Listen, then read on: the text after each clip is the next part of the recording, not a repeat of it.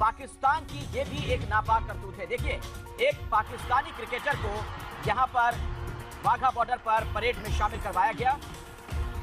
जवानों के साथ वहां ये खड़ा होकर आंखें दिखाता हुआ नजर आया, जो कि बहुत ही आपत्तिजनक है। सवाल यह भी कि क्यों ना इसे उकसावे वाली कार्रवाई माना जाए।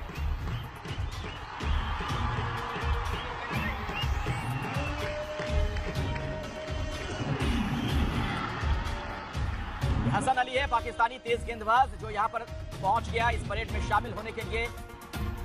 और इसकी जो हरकत है बहुत ही आपत्तिजनक। सवाल तो ये पाकिस्तान को लेकर कि क्या बिना किसी अनुमति के ये संभव है कि यहां कोई परेड में शामिल हो सके, जबकि जो नियम है, जो अब तक की परंपरा है, उसके मुताबिक दोनों तरफ से यहां पर जो देश के जवान होते हैं वही शामिल होते हैं परेड में।